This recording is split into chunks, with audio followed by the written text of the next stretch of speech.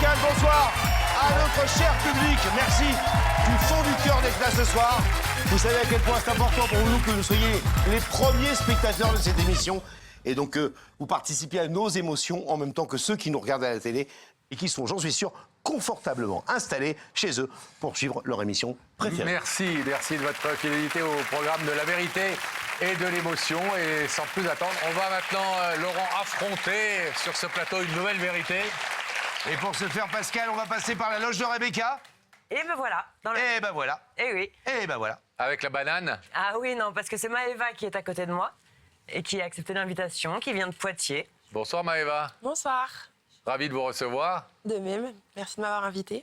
Vous connaissez l'émission? Oui, Ouais. très bien, oui. Vous l'aimez bien? Oui, j'aime bien l'émission. Bon. Vous Ça tombe bien. aviez imaginé vous retrouver à côté de Rebecca un jour? Non, pas vraiment.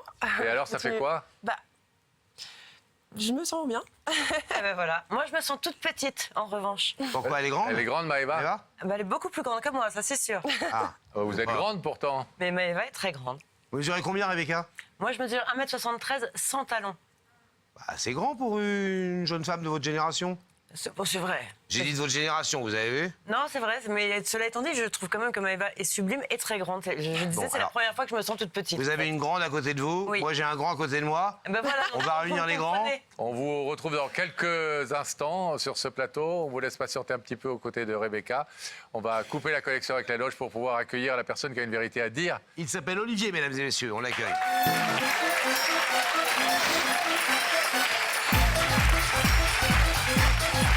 Salut, Olivier. Bienvenue.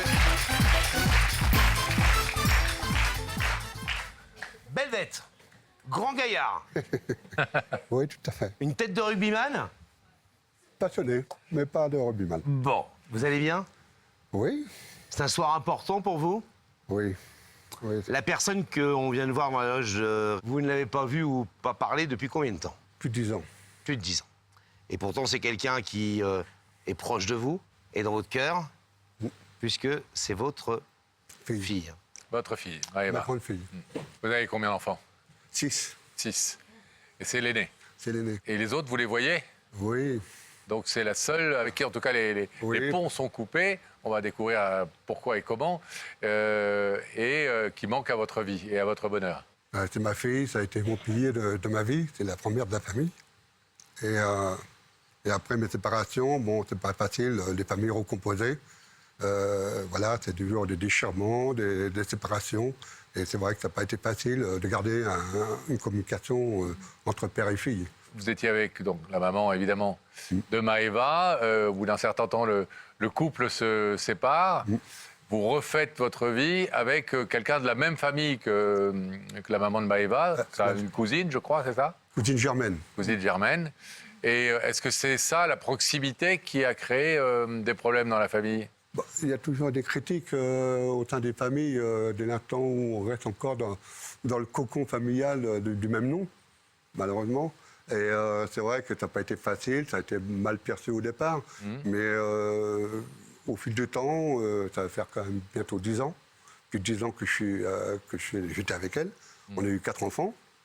Donc voilà, c'est une chose qu'on vit de tous les jours. Et pour moi, qu'elle s'appelle de la même famille que ma fille, n'a pas d'importance. Ça n'a pas d'importance. On va voir ça dans quelques instants, mais juste une question. Vous étiez avec la maman de Maëva. Pendant 13 ans, oui. Vous êtes séparés. Oui. Et vous vous êtes remis en couple avec la cousine. J'ai une compagne entre les deux. Ah, Ouais. c'est la question que j'avais posée. Voilà, Vous que je n'avez suis pas parti. trompé la maman de Maëva avec cette cousine? Non. Non. Mais c'est quand vous vous êtes remis, quand vous êtes tombé amoureux de la cousine de votre ex-femme, que tout d'un coup, ça a un peu durci le ton. Oui, ça a un petit peu compliqué les choses, oui. Notamment chez Maëva. Ben, je n'ai pas eu sa réaction, Ah. malheureusement. Parce qu'à partir de là, on a eu très peu de contacts. Donc vous ne savez pas. Voilà. Je n'ai Non, pas eu de réaction de Maëva, ni de retour de côté. En préparant l'émission, vous avez dit quand même à nos équipes que votre nouvelle compagne n'avait pas réservé un accueil formidable à Maëva à l'époque. Ça se passait pas très bien entre les deux. Bah, elle savait déjà qu'il y avait des tensions familiales qui étaient installées.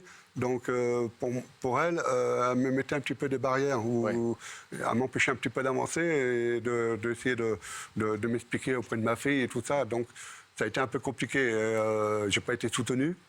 Voilà, c'est le mot, c'est que j'ai pas été soutenu. J'ai été un petit peu ballotté entre ma vie que j'avais recomposée et ma fille qui était en train de s'éloigner. Voilà, ça a été très difficile. Pas simple à gérer. Très dur, très dur. J'ai vécu ça 13 ans avec la mère de Maëva, 10 ans en Bretagne avec la mère de mon fils, et puis 10 ans avec la cousine Germaine. Alors, on a fait de votre vie un film. On va le regarder, puis vous nous direz si c'est bien raconté et vous nous expliquerez quelques détails après. Regardez. Il existe des liens que rien ne peut défaire, comme l'amour d'un père pour son enfant. Olivier est devenu papa pour la première fois il y a 34 ans. Comment ne pas fondre devant le regard de sa petite Maëva? Mais si l'amour qu'il porte à sa fille grandit chaque jour, les sentiments pour la mère se dissipent tout doucement. Alors ils se séparent. Et un an plus tard, Olivier refait sa vie avec la cousine de son ex-femme. Les tensions entre les deux cousines qui ont partagé le même homme vont fragiliser les liens entre Olivier et sa fille. Dans un premier temps, père et fille se promettent de ne pas se perdre. Mais Olivier est pris entre son ancienne vie et sa nouvelle compagne. Les rendez-vous avec Maëva se font de plus en plus rares. Plus d'une fois, Olivier ne viendra pas, laissant sa fille de côté. Maëva pardonnera une fois, puis deux, et puis encore. Mais au final, elle n'attend plus rien de son père, qui a clairement fait un choix à ses yeux. Tous ces rendez-vous manqués marquent la fin de leur relation. Mais quand Olivier se ressaisit, c'est trop tard. Maëva semble avoir tourné la page.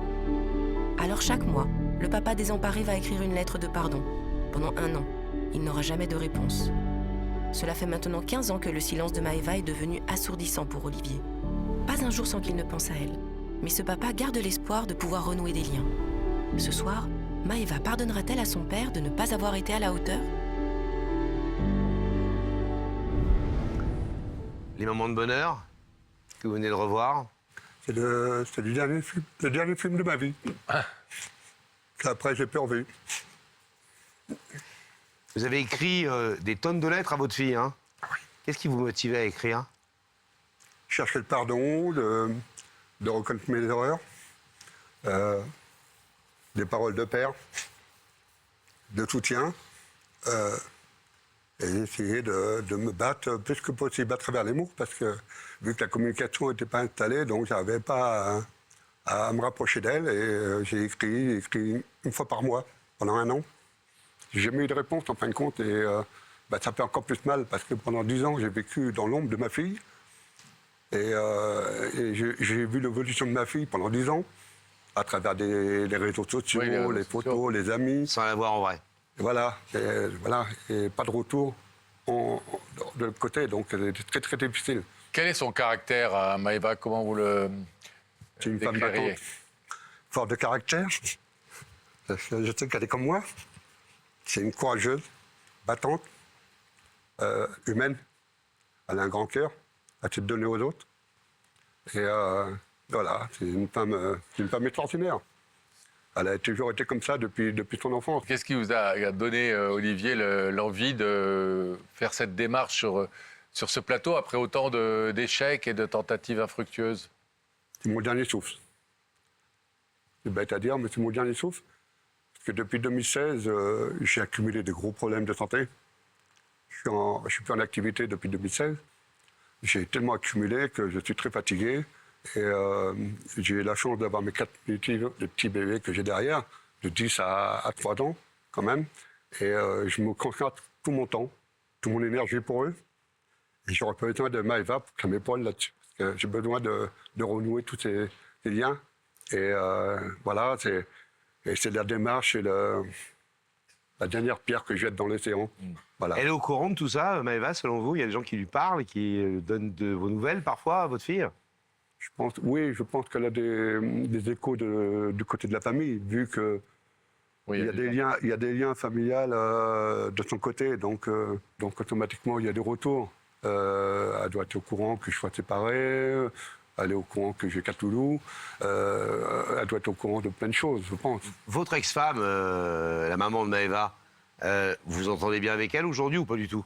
On était en contact, mais sauf que voilà, on ne parle pas de Maëva. Voilà, Ouais. comment tu vas et c'est tout. Vu ce caractère, vu la fracture qui existe quand même depuis des années, qu'est-ce que vous vous donnez aujourd'hui comme chance qu'elle ouvre ce rideau? C'est vrai que c'est pas facile, parce que dans une telle situation, c'est pas facile de parler comme ça. Je sais pas, voilà, je suis parti ce matin en me disant, réponse négative ou positive, je reste serein. Si des fois demain, ça peut être déclencheur. Oui, Voilà, si Maëva est venue aujourd'hui, je pense que ça peut être déclencheur pour demain ou un Bien autre sûr. jour. Donc voilà, je prends mes précautions, je ne me fais pas plus de mal. Voilà, mais je cherche le pardon, reconnaître mes torts, mes fautes, l'absence d'un père. Parce qu'avant, j'accumulais trop de travail et je n'ai pas vu ma fille grandir, malheureusement. J'ai accumulé tellement de travail que je n'ai jamais été à ses côtés. Et j'aurais dû l'être quand elle avait besoin, quand elle avait passé sa période d'ado, qu'elle avait besoin de moi, que je n'ai pas répondu à son appel. Et là, je crois que... vous pensez que c'est à cause de ça qu'elle vous en veut? Ah oui, il y a un tout. Il y a un tout. Les échecs de visite, voilà, c'est après la situation familiale, voilà. Vous pensez qu'elle peut être touchée, connaissant son caractère, par cette démarche? Le temps a passé, je ne sais pas trop comment elle va réagir. Et, je sais qu'elle est humaine, c'est une femme qui a un grand cœur, donc je sais que quand elle la touche personnellement, et puis dans des situations comme ça, je pense que oui, elle doit avoir un pincement comme nous tous, qui ont de l'amour, voilà. Deux options possibles par rapport à la démarche d'un père, et puis parce qu'elle et moi, on parle d'expérience pour avoir beaucoup d'histoires de ce type sur ce plateau. Soit elle ouvre son cœur et elle se dit, c'est peut-être l'occasion ce soir. Mon père a fait la démarche, il vient comme ça en rédemption parler de nos problèmes et essayer de me dire pardon ma chérie, etc. Donc je vais assouplir ma position. Soit au contraire, on peut avoir une réaction qui consiste à dire qu'est-ce que tu m'emmènes à la télé ce soir pour parler de nos vies privées. Oui, voilà. Je ne t'ai pas répondu à tes lettres, il y a longtemps que je ne te donne pas signe de vie. J'ai clairement fait un choix, donc je n'ouvrirai pas le rideau ce soir. C'est pour ça que négatif ou positif, Vous y êtes prêt. voilà, j'assume. Qu'est-ce qui a fait que vous avez eu l'idée de passer dans cette émission? Ah, ça fait des années que je vous suis. Et il y a des situations que vous avez vécues ici qui ont été très touchantes, de père à fille. Et j'ai eu l'occasion de venir frapper à votre porte, voilà, de dire peut-être que vous pourrez m'aider à renouer avec ma fille, parce que c'est de ma dernière chance. Voilà, c'était ma dernière chance. Alors, vous aider à renouer avec votre fille, c'est fait, puisque vous allez la voir dans quelques instants de l'autre côté du rideau, et elle sera face à vous dans les écrans tout à l'heure, et puis elle prendra sa décision. Après, si elle est dure et que c'est pas simple et qu'elle vous en veut beaucoup, on devra respecter, nous, son choix. Ouais, c'est normal. Et on pourra lui dire ce qu'on veut et lui rappeler qu'en tant que père, voilà, on pense qu'un lien entre une fille et son papa, c'est très important. Mais si c'est pas son choix de le vivre comme ça, on ne pourra malheureusement pas faire grand-chose de plus.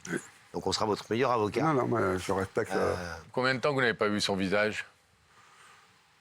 Je l'ai vu en photo il n'y a pas longtemps, mais En là, vrai en vrai, non.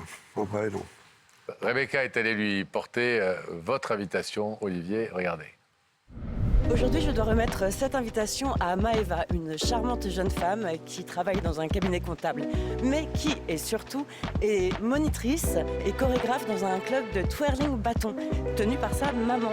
Nous avons rendez-vous juste là et j'espère qu'elle va accepter l'invitation, même si je ne manie pas bien le bâton. Au moins, je manie ça. Suivez-moi. Excusez-moi, bonjour. Vous êtes Maëva? Oui. Je suis Rebecca de l'émission Il y a que la vérité qui compte. Permettez-moi de vous remettre cette invitation en espérant vous retrouver très vite sur notre plateau. Merci. Merci.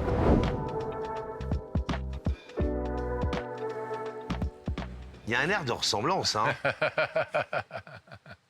Ouais. De famille, ouais. Ouais. Bon, Rebecca l'a invitée. Elle ne sait absolument pas qui, nous a-t-elle dit, qui l'invite ce soir. Vous êtes prêts à ouvrir votre cœur? Ouais. Ah, ok, oui. Bon, Si vous voulez un conseil, donner un petit conseil avant la route. C'est la dernière pompe à essence avant l'autoroute. On va faire le plein. Rentrez pas trop dans le détail. Parce que souvent, ça embrouille vachement. Ça met la personne dans la position d'avoir à répondre à des choses. Et je suis pas sûr que ce soit l'enjeu ce soir. L'enjeu, c'est d'ouvrir son cœur, d'ouvrir le vôtre et de faire en sorte qu'après, vous ayez le temps de vous parler de tout ça et de vous retrouver. OK? Bon, Courage. Courage, Olivier. On vous retrouve dans un moment. On va laisser le rideau se refermer derrière nous avant de pouvoir retrouver Rebecca. Et je suis là et on a toujours la banane. Ah Ça a été très dur dans une loge hermétique de trouver une banane, mais en tous les cas, on a la banane. Maëva, je pense qu'il y a un moment où même avec la banane, il vaut mieux aller sur le plateau et savoir qui a demandé à vous voir. Je vais vous demander de vous lever. Vous allez suivre Sam et la vérité est au bout du couloir. Merci, Rebecca.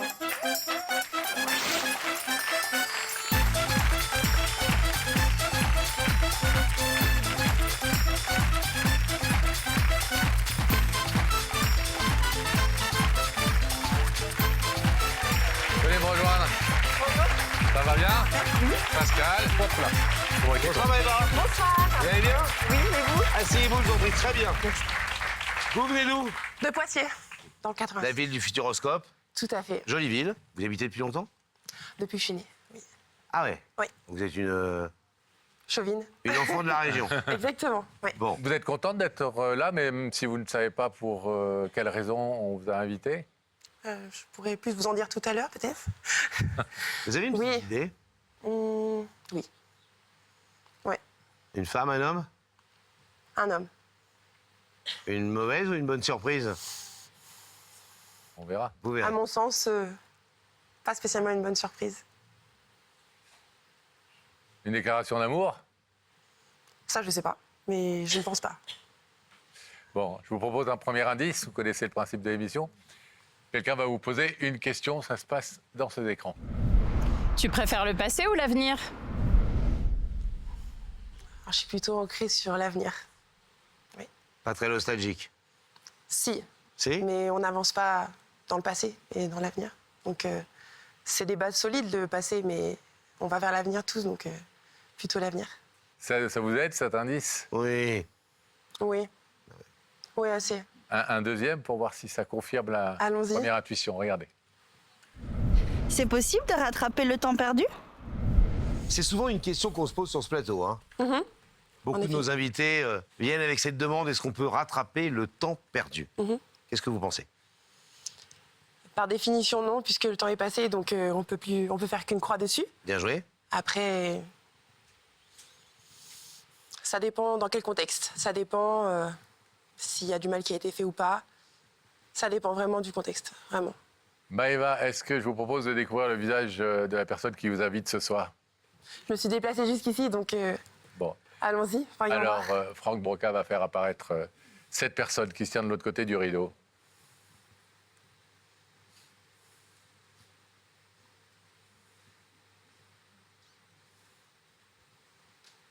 Sans surprise. On a bien compris que c'était sans surprise. Ouais. Votre père? Ouais.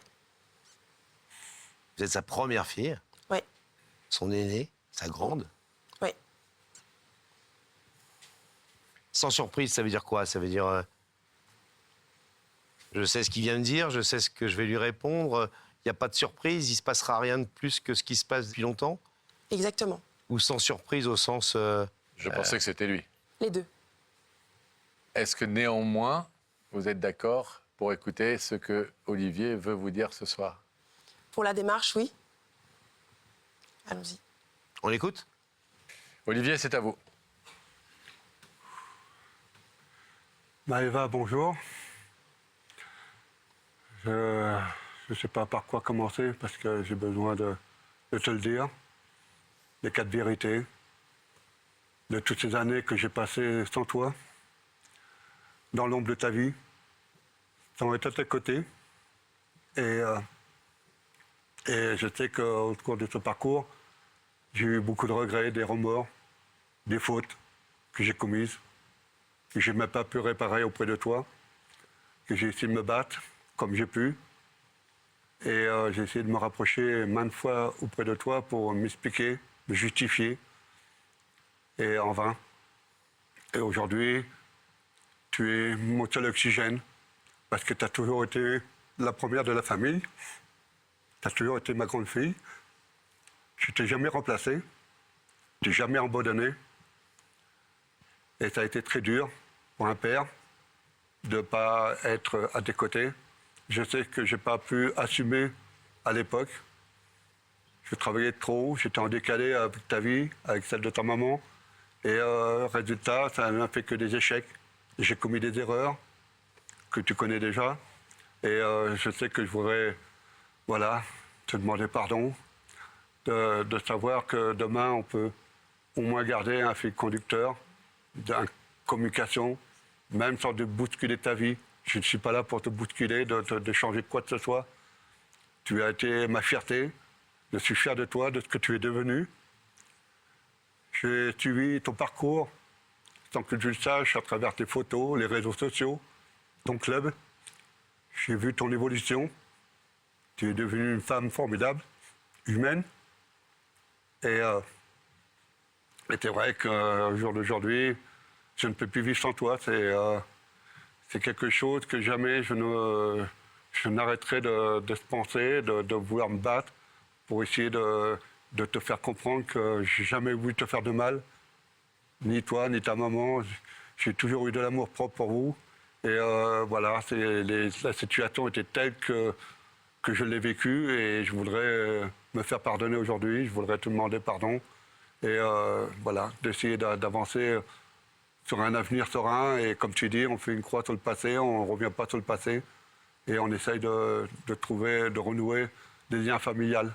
Voilà, c'est notre amour et je pense que... Parce que je t'aime toujours et je t'aime toujours aimé et jamais je t'ai remplacé, jamais. C'est très difficile, très difficile. Depuis 2016, j'ai des gros problèmes de santé, je me laisse aller parce que je suis fatigué et je me raccroche à tes demi-frères et demi-sœurs qui cherchent à te connaître. Parce que je passe mon temps à leur faire voir des photos de toi. Et ils savent comment tu es, ils savent qui tu es. Et je voudrais tellement que tu les découvres, parce que tu es demi-frères et sœurs. Et je te laisserai libre de réagir comme tu voudras à l'avenir, comme tu voudras, comme tu l'entends. Je serai à tes côtés, si tu as besoin. Voilà. Vous avez écouté cette tirade de votre papa, dit avec le cœur évidemment, il n'avait pas préparé les choses, avec beaucoup de poker face, si j'ose dire. Vous n'avez pas bronché. Non. Pas un cil n'a bougé. Bien fort est celui qui a pu lire dans votre visage et dans vos réactions le début d'un sentiment, en tout cas. Alors, ça veut dire que vous n'en avez pas, je pense que vous en êtes pleine, ça se voit dans vos yeux. Mais en tout cas, vous n'avez rien montré. Est-ce que pour le moins ça vous touche qu'il soit là ce soir, qu'il vous ait fait venir ici, comme une dernière tentative? Est-ce que ça vous émeut? Est-ce que ça bouleverse un petit peu quelque chose en vous? Pas vraiment. Est-ce que vous avez envie de dire pourquoi? Est-ce que vous avez quelque chose à lui dire? Je pense qu'il doit certainement souffrir tous les jours. Ça, je ne nie pas la peine qu'il peut ressentir. Donc, on n'est pas là pour faire le procès de qui que ce soit. Mais, je veux dire, c'était pas une surprise dans le sens où il y avait des événements jusqu'à récemment, en fait. Donc, c'était un petit peu l'aboutissement, on va dire. C'est pour ça que je suis pas surprise. Puisque cet élan de, comme vous dites, comme une dernière chance, en fait, c'est ce qui venait ensuite logique des événements précédents. Il vous a beaucoup écrit, notamment, vous ne répondiez pas. Oui. Bon, une relation difficile et complexe. Vous avez tout à fait le droit de maîtriser les règles du jeu, c'est votre choix. Tout à fait. Qu'est-ce qui fait qu'on en veut à ce point un père qu'on ne lui adresse plus jamais la parole? Il faut savoir que c'est lui aussi qui, pendant un temps, donnait plus signe de vie aussi. Donc quand on grandit avec ça, on s'y fait et... On se construit avec ça. Oui. Et on se fait aussi à l'absence des gens. Mais la vie est longue. La vie peut parfois faire évoluer les choses et les gens et les sentiments. Ce soir, il fait un pas différent. Il va faire un double pas. Il va faire un pas de père en rédemption. Parce qu'il vient de dire des choses que peu d'hommes disent, hein, en clair. Je me suis gouré, j'ai pas été un bon père, j'ai pas été présent. C'est jamais simple quand on est un papa de l'avouer devant la France entière, en plus, avec le jugement que ça peut avoir derrière. Donc un vrai boulot de contrition auprès de vous. Et puis évidemment, il vient vous dire « Je t'aime, tu me manques, tu es ma première fille. » Et c'est pas possible qu'on passe notre vie sans être ensemble et sans au moins se donner des nouvelles et se croiser. Oui, j'ai entendu, mais il en était déjà propos dans ses courriers précédemment envoyés. Vous les avez vus, les récemment. lettres? Vous les avez lues? Pas toutes. Vous en avez lu certaines. Oui. Et au fur et à mesure du temps, il y a des choses qui finissent par plus vous toucher, en fait. C'est malheureux, mais je comprends le côté rédemption, le côté où, mine de rien, il a eu le cran de venir aujourd'hui ici. Je suis d'accord, mais moi aussi, je veux avoir cette possibilité-là de ne pas passer forcément pour la méchante et d'avoir mon droit de dire que je ne veux pas re-rentrer dans cette vie-là, re-rentrer en contact avec la personne, retourner vers le passé. J'ai ce choix-là aussi et à mon sens, j'ai aussi cette étiquette-là à porter qui n'est pas des plus faciles. Et voilà. c'est quoi l'étiquette à porter? Quelqu'un de libre qui fait selon comme bon lui semble, puisque voilà, la vie est courte et chacun a le droit d'avoir ses émotions à son niveau, ce qui est mon cas. Donc, Bien sûr qu'on peut se dire, un père, on n'en a qu'un, le temps passe vite, la vie est courte, etc. Toutes ces phrases qui paraissent des lapalissades, mais qui sont bien sûr. extrêmement vraies et dont parfois on se rend compte qu'on aurait mieux fait de les écouter un peu plus. Et donc les gens qui nous regardent, nos téléspectateurs fidèles, se disent peut-être qu'est-ce qui fait qu'elle est à ce point-là remontée, qu'elle ne veut pas à ce point-là pardonner. On a parlé tout à l'heure de pardon, de rattraper le temps, de pouvoir corriger des erreurs, etc. Vous n'avez peut-être pas envie de rentrer dans des détails, mais est-ce que vous estimez avoir de suffisamment bonnes raisons pour ne pas pardonner à Olivier ce soir? Oui, puisque la main lui a été tendue à plusieurs reprises, que ce soit par moi-même ou par ma mère. Et il n'a pas su saisir ces chances-là. Donc à un moment donné, les chances ne sont pas inépuisables. Et il y a un moment donné, quand il faut fermer la porte, il faut savoir fermer la porte aussi. Il faut se protéger soi-même et avancer. Les chances ne sont pas inépuisables, vous avez bien raison. L'amour peut l'être inépuisable. Parfois. Et est-ce que vous pouvez dire honnêtement ce soir que vous n'avez pas d'amour, vous ne ressentez pas d'amour, plus d'amour pour ce papa dont vous avez été pourtant la princesse? On a vu plein de photos de vous, petite, trop mignonne avec votre papa et en famille évidemment. Ressentez plus suffisamment d'amour pour ce père pour se souvenir de tout ça et être capable d'ouvrir un tout petit peu votre cœur? Non, j'en ai plus suffisamment. Olivier, est-ce que vous avez des choses à dire sur votre environnement actuel? Parce que peut-être que Maëva n'est pas au courant de l'évolution de votre vie. Ça fait plus d'1 an que je suis séparé de ta cousine. Voilà, ça te prend. Ta cousine Germaine. Et ça fait plus d'1 an que je suis séparé, que je me consacre que pour les petits loulous que tu connais, que tu as eu l'occasion d'entendre parler d'eux. Et voilà, je suis tout seul depuis 1 an et j'ai décidé de consacrer tout mon temps pour mes enfants jusqu'à la fin de mes jours. Là, je me fais le serment. J'ai donné 30 ans de ma vie à essayer de faire des familles recomposées.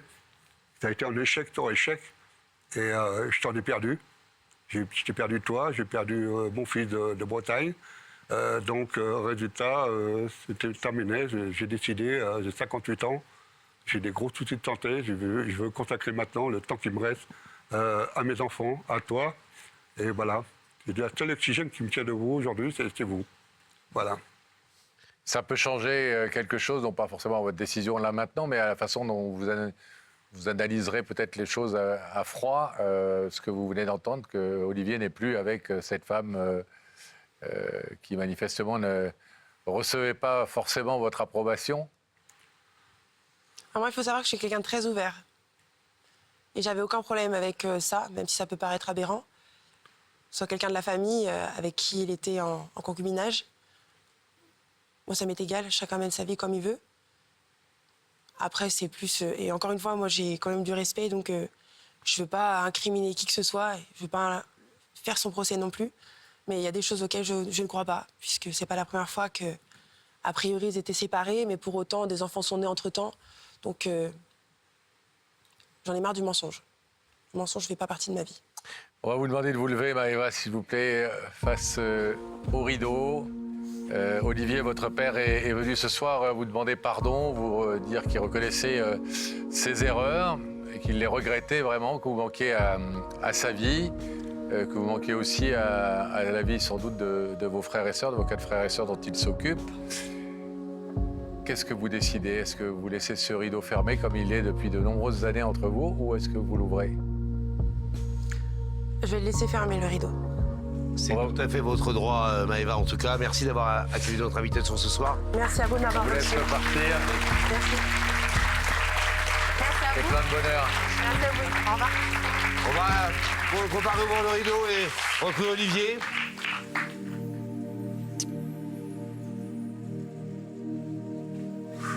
Rejoignez-nous, Olivier. On a fait ce qu'on a pu. Non, je sais pas. Bon, elle en a gros sur la patate, votre fille, hein? En vrai. Je pars d'un principe négatif ou positif, voilà. J'ai la réponse. On va vous laisser repartir, Olivier. Merci Tenez-nous au courant. Oui. Et on s'aidera de toute façon. Il n'y a pas de souci. Ce qui vous arrive. Prenez soin de vous. Merci.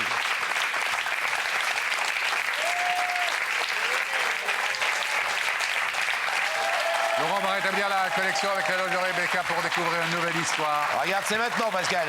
Je suis là. Rebecca. Oui. Je suis là et je suis en très bonne compagnie.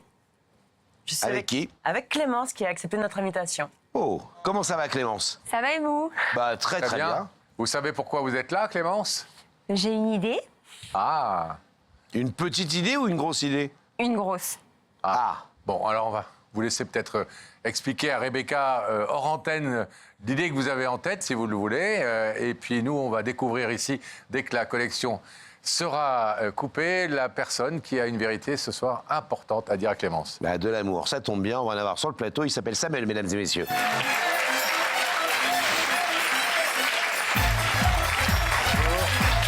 va, Samuel? Ça va. Bonjour. Asseyez-vous. Comment ça va, Samuel? Ça va et vous? Eh, vous êtes de chez Louquet. Merci. Je pense que ça tirait pas mal. Mais tout me va, parce C'est un look que tu devrais adopter, non? Tout Vous me pensez va. pas le... Vous êtes particulièrement spectaculaire. Merci, Vous faites quoi c'est comme gentil. métier dans la vie? Je suis coiffeur. Bon. Et vous vous habillez comme ça pour venir sur le plateau ou vous êtes tous les jours comme ça? Non, toujours comme ça. Ah ouais, sans Ouais. t-shirt, sans rien, vous n'avez pas froid? Ouais, non, j'ai le sang chaud, moi. En tout cas, vous êtes magnifique, très télégénique. Merci. Et ça nous donne des idées de look, effectivement. Alors, qui est Clémence, qui est dans la loge de Rebecca en ce moment? Clémence, c'est la mère de mon fils et du coup ma chérie, Votre chérie, depuis combien de temps? depuis 5 ans. Quel âge il 5 a ans. votre fils? Il a 1 an et demi. Il s'appelle comment? Mylon.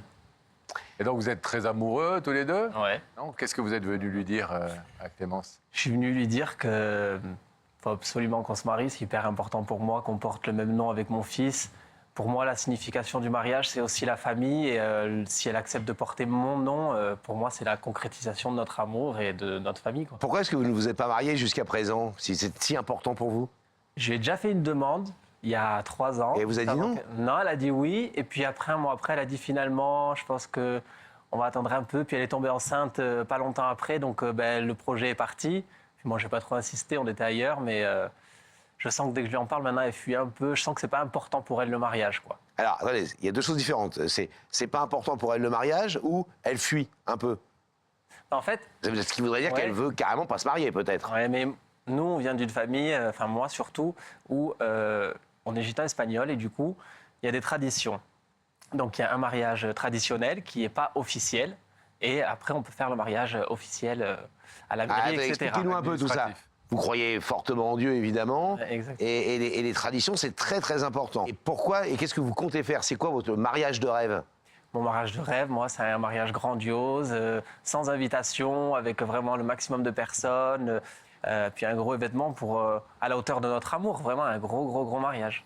À l'époque, quand elle avait 20 ans et que vous lui aviez proposé le mariage, il y a 3 ans, donc... On avait décidé de payer le voyage à nos familles et de partir se marier en Indonésie. Est-ce que vous avez l'impression, parce que Laurent posait pour une fois une question intelligente,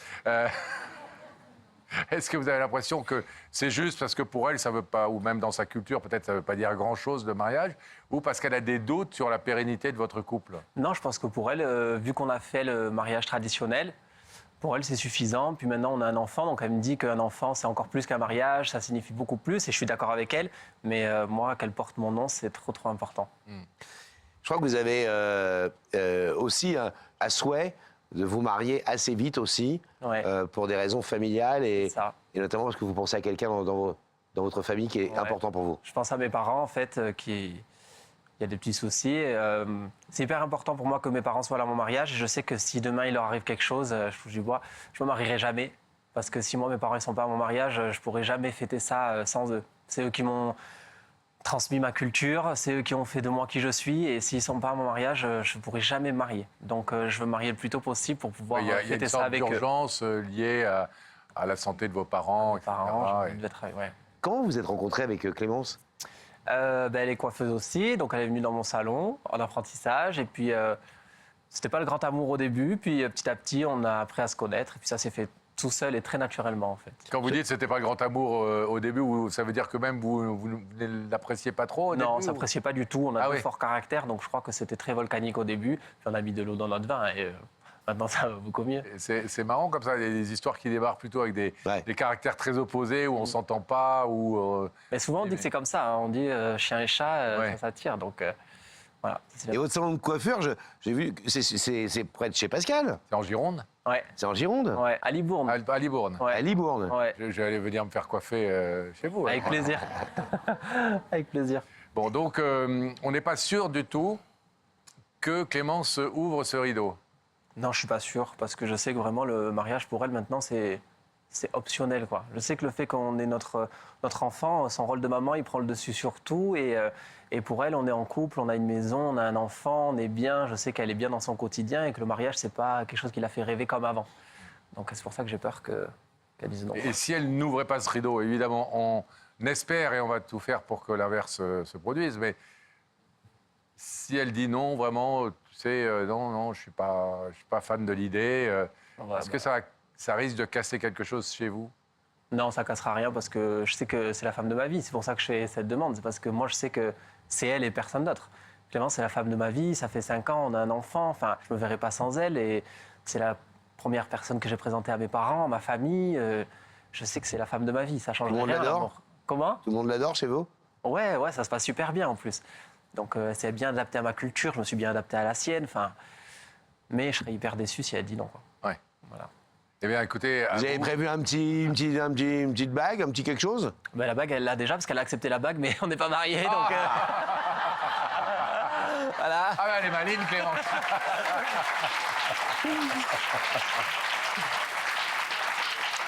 Elle est maligne. Bon, on vous en donne quelques instants, Samuel. À vous d'être convaincant. On va retrouver Clémence. Et puis on va la retrouver. À tout de suite. Ouais, fermez bien parce que... Non, parce que j'ai vu, méfiez-vous, parce qu'il y a 2-3 amis de notre public, les plus seniors. J'ai vu deux, 3 évanouissements. Allez, le rideau se referme, on retrouve notre sérieux, on voit là 2 jeunes femmes qui sont, elles, pas du tout sérieuses. Ah non, on n'est pas du tout sérieuses parce qu'en fait, c'est très très rigolo. Parce que Clémence a compris, est-ce que vous savez pourquoi vous êtes là? Donc elle vous a répondu oui. Donc après, je lui ai demandé si elle savait qui l'invitait, elle me dit pas du tout. Donc voilà, on est un peu blonde dans cette loge, mais tout va bien. Bon. D'accord. On n'avait pas remarqué que vous étiez blonde, mais au moins, c'est gentil de vous l'expliquer. Eh bien, écoutez, peut-être que Clémence peut venir nous rejoindre. Ah, mais je crois que Clémence va venir vous rejoindre. Je vais vous demander de vous lever. Vous allez suivre Sam, et la vérité est au bout du couloir. Merci.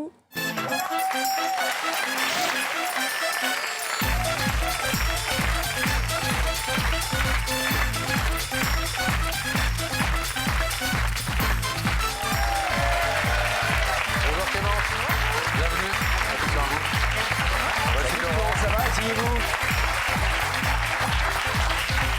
ça va? Ça va et vous? Vous connaissez l'émission? Oui, un petit peu. Vous l'aimez bien? Oui. Bon. On est très content de vous voir ce soir. Merci. Et puis surtout que c'est pour une bonne raison. Hein. Nous, on aime bien les réconciliations. Rapprocher les gens. Pardon, on n'est pas censé vous en dire trop, mais... Vous faites quoi comme métier et vous venez d'où? Alors, je suis coiffeuse et je viens de Libourne. Libourne, donc dans la région que... Et à Bordeaux. Dans la région chère à mon cœur. Ouais, je connais pas Libourne, moi. Tout ça, voilà. C'est où par rapport à Bordeaux? Eh ben, c'est un peu au nord, côté... près de Saint-Émilion, tu vois. Là où il y a du bon vin. Voilà, c'est là, vous voyez Bordeaux? C'est... un peu au nord. Bon, belle région de vin en tout cas, oui, c'est clair. Alors, est-ce que vous êtes posé des questions de savoir qui, évidemment, vous avez invité sur le plateau? Femmes, hommes? Alors, je me suis posé la question, mais je vois personne. Vous voyez personne? Non. Personne dans votre entourage avec qui aurait quelque chose à vous annoncer? Personne que vous n'auriez pas vu depuis très longtemps? Personne avec qui vous réconciliez? Si, je suis fâchée avec une amie, mais ça fait longtemps. Ah ben nous, vous savez, on remonte le temps très facilement, non? Il n'y a que la vérité qui compte. Donc ça pourrait être ça, par exemple. Peut-être. Et sinon, ça pourrait être quelqu'un qui vous dit je voulais te dire, je suis fou amoureux de toi, qui vous a rencontré dans le salon. J'ai mon chéri qui est dans le public, il va pas être content. Vous avez un chéri? Marié? Hein? Marié? Alors, on est mariés au nom de sa communauté à lui, après, on n'est pas mariés à la mairie, quoi. Ça veut dire quoi, marié au nom de sa communauté à lui? C'est en espagnol. Donc, mariage traditionnel. Ouais, voilà. D'accord. Juste comme ça, Oui. entre nous, quoi. Vous ne portez pas son nom? Non. Voilà. Et vous avez des enfants? Oui, un petit garçon. Avec lui? Oui. D'accord, bon. Quel âge? 1 an et demi. Donc vous espérez que c'est pas une déclaration d'amour, évidemment. Et un ex qui viendrait vous Ah non, reconquérir? surtout pas. Oh, j'espère pas, mon Dieu. Ah non, mais là, c'est sûr que je vous prends pas, je m'en vais direct. D'accord. Et là, s'il est là, par là, dans le public, là, ça va pas aller. Hein. Ça va pas le faire. Ah non. Bon. Enfin, on fait attention généralement. Il est jaloux? Il est un peu jaloux? Il dit que non, mais oui. Il est un peu jaloux. Ah ouais. Est-ce que vous voulez un indice, chère Clémence? Oui. Oui? Regardez ces écrans, Clémence, et une personne va vous poser une question. Est-ce que pour toi, l'amour, ça rime avec toujours? Quand on aime, c'est pour la vie, selon vous? Oui. Oui? Oui. C'est quoi cet indice? Bah, c'est... avec ça sous la main. Petit indice. On est d'accord, c'est pas le meilleur indice qu'on ait eu. Je m'ai toujours pas quitté. Non, mais ça veut dire... Attends, je vais le faire. Il y a des gens, par exemple, pour Laurent, amour d'un jour, amour pas du lendemain, vous voyez. Ils sont pas fidèles. Ah, qui si, sont quand on est amoureux, généralement, c'est pour toujours. Mais oui. Oui. Mais oui. Oui, mais il y a des gens pour qui l'amour... Non, c'est un vrai indice, pour le coup. Il y a des gens pour qui l'amour, Oui, c'est vrai. on sait déjà, il y a des gens qui se disent « Allez, on s'aime au moment T, mais... Amour, du coup. Vous vous en foutez de ce que je vous raconte? Non, pas du tout. Non, mais elle est un peu fascinée par moi, donc... je vois, mais... Excuse-la, on la comprend, c'est entre Girondins... On se comprend. Voilà, on se comprend. L'amour qui dure, vous y croyez? Oui. Ça fait d'ailleurs combien de temps que vous êtes avec Samuel? Ça va faire 4 ans. 4 ans. Ah ouais, c'est quand même pas mal. Vous espérez avoir un deuxième enfant, un de ces 4? Jamais. Mais pourquoi? Ah non, non, non.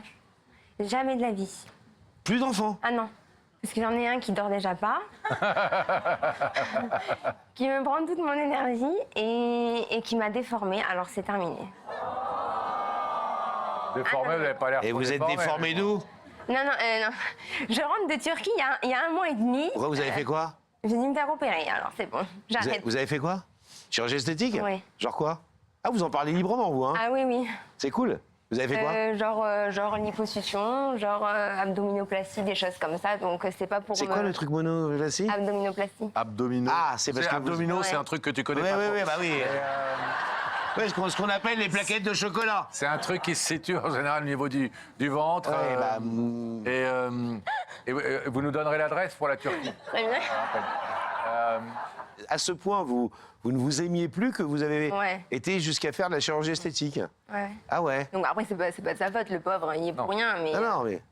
mais ouais, c'est vrai qu'il m'a. Et vous avez fait d'autres choses? Il m'a bien amoché quand même. Vous avez fait d'autres choses? En chirurgie, légèrement. En Il y en toute simplicité. aurait trop pour que je puisse vous les citer. Ah, vous avez fait beaucoup? Oui. Mais genre quoi, la bouche? Ouais. Les seins? Ouais. Le nez? Non, pas encore. Ah.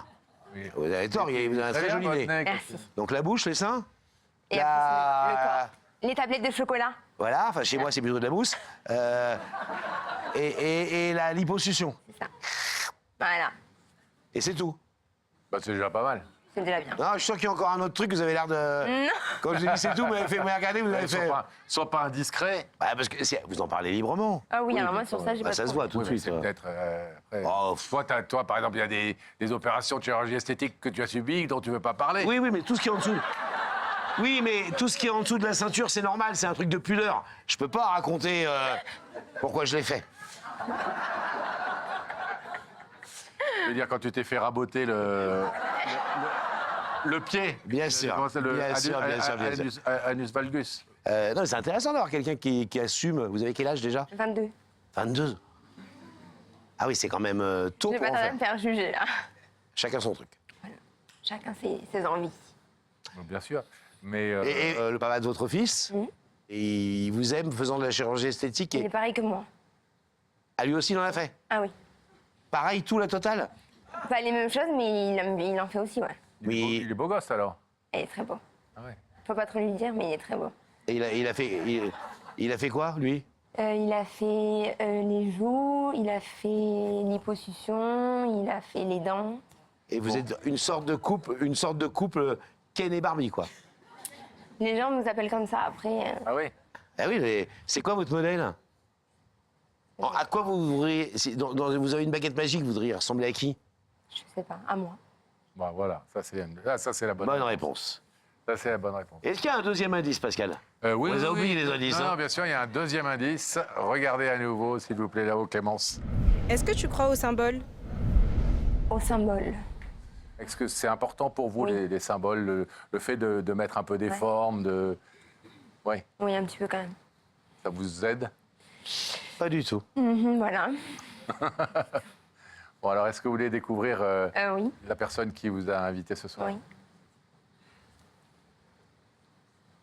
Mais qu'est-ce qu'il fait là?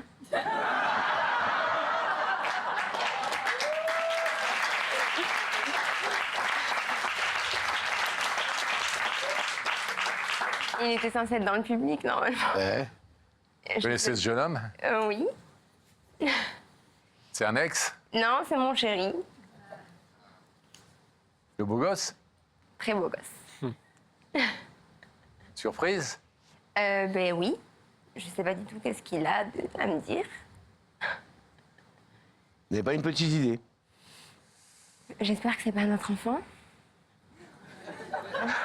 Sinon, Non, je sais pas du tout. est-ce que vous voulez savoir ce qu'il est venu vous dire? Oui. Ouais. Alors, Samuel, c'est à vous. Samuel, allez. Hello. Salut. Surprise. Ça va? Oui, ça va et toi? Oui, ça va. Bon, du coup, si je t'ai fait venir ici, c'est pour te dire quelque chose de très important pour moi. Et si je prends autant de forme, c'est pour que tu réalises que pour moi, c'est très, très, très important. Tu sais, il y a 3 ans, avant qu'on ait Mylone, je t'avais déjà demandé en mariage une première fois et tu avais accepté. On avait prévu de faire les choses en grand. Et puis finalement, après, je sais pas si tu as eu peur, mais on a repoussé. Puis il y a eu notre fils.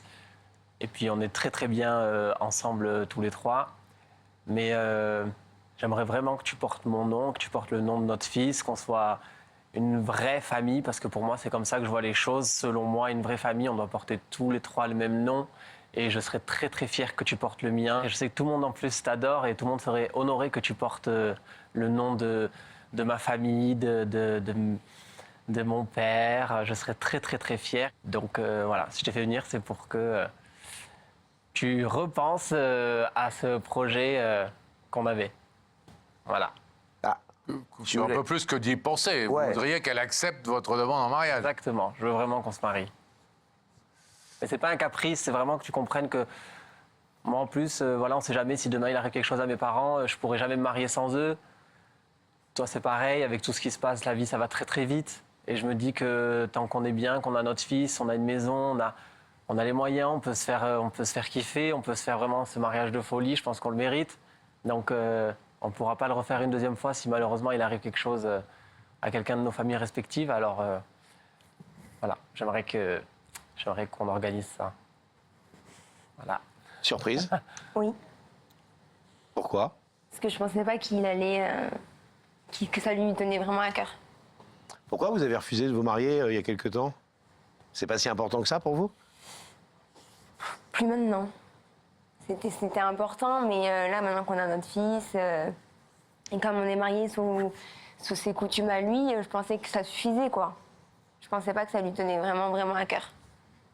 Quand on vous parlait de symbole tout à l'heure, vous comprenez mieux de Là, je quoi on comprends parlait. mieux, ouais. Du coup. Le symbole de oui, on est ensemble, oui, on s'aime, oui, on a un enfant, mais Bien sûr. c'est long ça et marquons-le par le fait d'un mariage officiel et du fait que vous portiez le même nom que lui. Est-ce que vous savez, alors, au moment où vous posez la question, quelle va être votre décision dans quelques secondes? Oui, je sais. Très ému Ouais. qu'il ait fait ça ici, Ouais, bien sûr. dans cette émission.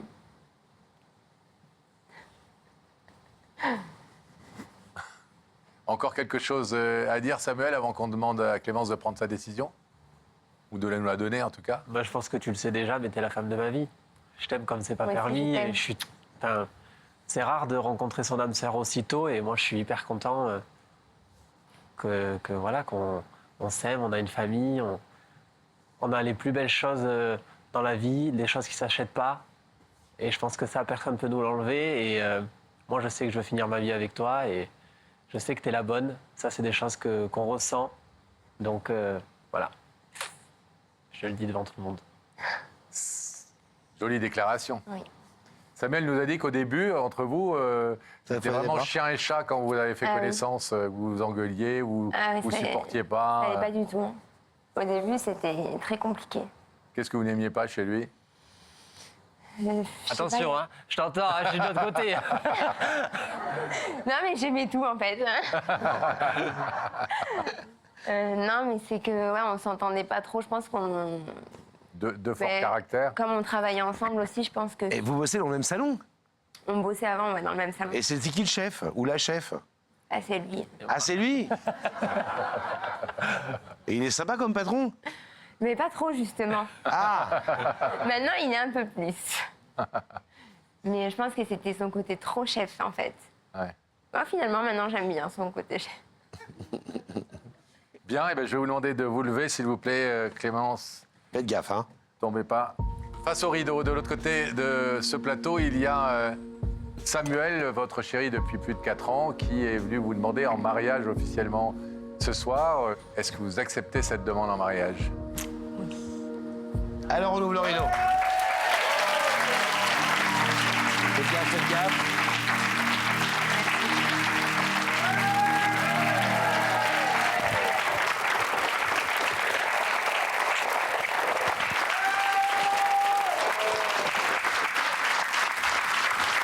Il nous a dit, j'ai pas apporté la bague parce qu'elle l'a déjà. Vous êtes beaux gosses, les deux. Mais alors, c'est-à-dire que le soir, à la maison, vous parlez de vos prochaines chirurgies, de vos transformations. Non, mais non, on a un enfant, on a autre chose à faire aussi, mais...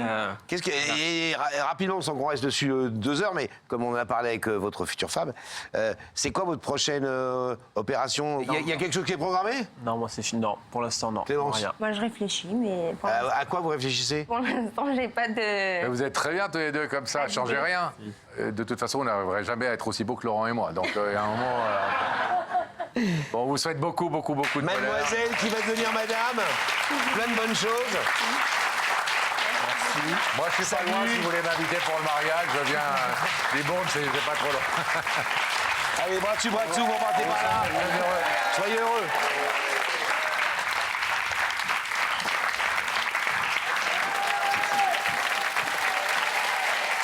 On va découvrir une nouvelle vérité, Laurent, sur notre plateau. Et on va accueillir une jeune femme. Oui, qui fait une démarche très importante pour elle ce soir. Elle vient retrouver son père sur notre plateau. Elle s'appelle Léa, mesdames et messieurs. Ça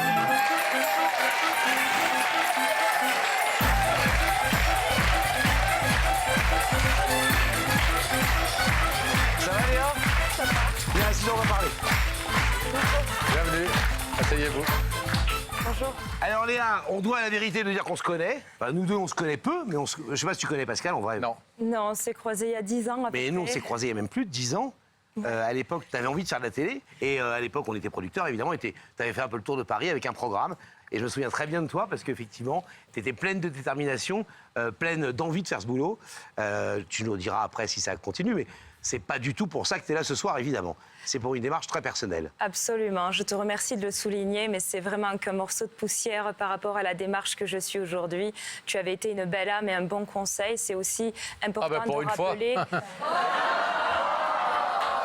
Non, mais c'est important de rappeler que ce milieu est très difficile et il avait été de très bons conseils, de bons soutiens et pour ça, je te remercie. Bon, alors donc cette démarche très importante ce soir, essayez de retrouver ce père que vous n'avez pas vu depuis combien de temps? 20 ans. 20 ans. Jean-Claude, qu'est-ce qui s'est passé? Qu'est-ce qui fait qu'on voit pas son père pendant 20 ans? Alors, mes parents étaient mariés 10 ans et lorsque j'avais 8 ans, ils ont divorcé. Très brutalement. Maman n'a rien vu venir. Nous étions une famille très soudée. Maman avait un premier divorce. Mon père a élevé les 2 premières filles de maman comme ses propres filles. Une famille très soudée, très fusionnelle, irréprochable quasiment. Et donc, du jour au lendemain, il a dit à maman, va chercher la petite chez maman, enfin chez ma maman, je suis fatiguée. Nous sommes rentrés à la maison et là, stupéfaction, ma demi-sœur aînée lui dit « J'ai une très mauvaise nouvelle, Jean-Claude a quitté la maison ». Donc là, abasourdie, maman en crise d'angoisse, en pleurs, en panique. Et moi, je ne comprenais pas, j'avais 8 ans, donc il est parti jouer à la pétanque, il est parti en voyage, j'étais un peu déconnectée de la situation. Et maman, en état de choc, m'a dit « C'est pas possible, il faut que je l'appelle ». Donc elle a passé 24 heures en larmes, moi...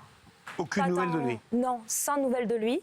Moi, pas trop présente dans la situation émotionnellement, parce que je rappelle que quand on a 8 ans, on est enfant et on n'a pas la maturité d'un adulte. Donc, le lendemain, maman et moi sommes allés chez ma marraine, qui était très proche de lui, qui l'a en partie élevé.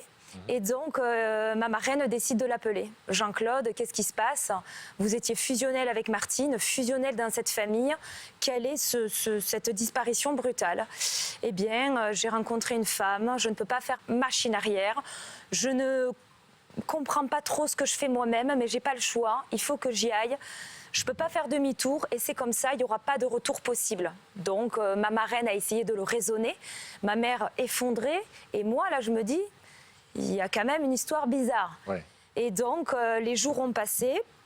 Mon papa a fait une indélicatesse d'action, c'est d'aller retirer la moitié des comptes du compte commun. Donc ma mère, double peine, donc elle est allée à son travail. Exactement. Plus peur pour ses enfants. En 3 jours, ça a été... Et plus de thunes. Voilà, sachant qu'elle était au SMIC, a élevé 3 enfants avec mon père qui gagnait très bien sa vie, donc on était très heureux. Vous êtes la fille unique hein, de Jean-Claude. Absolument. Maman a eu 2 enfants d'un premier mariage et moi j'ai été le fruit de leur amour. Et donc elle est allée au garage, clairement, comme une furie. Parce que votre papa travaille dans un garage. Voilà, il travaille dans une concession automobile et il lui a dit il faut qu'on parle, moi je veux des explications, pourquoi tu es parti, pourquoi, et surtout que tu aies au moins la décence de remettre cet argent, parce que moi je me retrouve seule au SMIC à élever 3 gosses, en plus en état de choc, il y avait une grande maison à gérer, comment fait-on? Et elle lui a dit si tu me rends pas cet argent, je vais venir tous les jours, quoi. 48 heures après, il a fait le virement et il lui a dit « Je ne veux plus entendre jamais parler de toi ». Donc, voilà, donc ça, ils c'est se sont l'histoire séparés. de votre maman et son incompréhension. Mais vous, petite fille, est-ce que vous continuez néanmoins à voir votre père régulièrement Alors, la première année, il venait me voir sur le pas de la porte. Moi, j'étais réticente parce que sa femme me faisait un peu peur d'un point de vue physique, d'un point de vue attitude. Nous sommes allés parfois passer des journées ensemble, tous les 3. Tout se passait très bien. Tous les 3. Avec sa la femme, compagne, lui et vous. Et moi. Donc avec sa compagne, ça se passait bien quand même? Ça se passait très bien. Elle était gentille avec vous? Très gentille, très solaire. Il me pourrissait de cadeaux pour indirectement combler peut-être cette histoire. Moi, je voyais maman effondrée quand je rentrais de ces épisodes-là. Donc j'étais un peu entre les deux. Maman qui était très en colère et en pleurs. Et mon père avec qui je passais de super moments, mais inconsciemment, peut-être que je lui en voulais un peu. Et après, on s'est vus comme ça pendant 2-3 ans.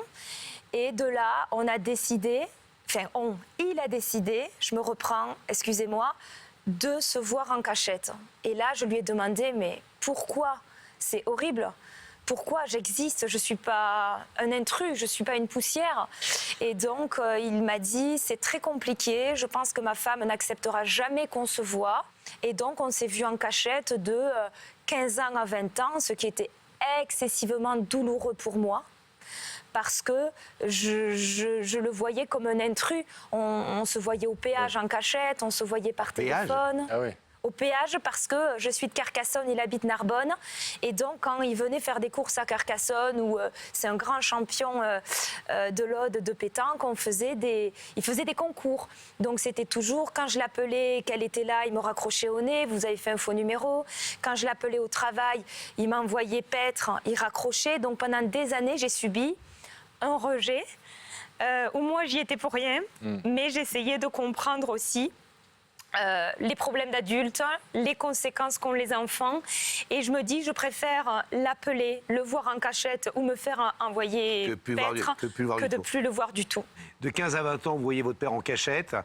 Qu'est-ce qui fait qu'à 20 ans, vous décidez de ne plus le voir ou d'arrêter cette situation un peu bancale, si j'ose dire?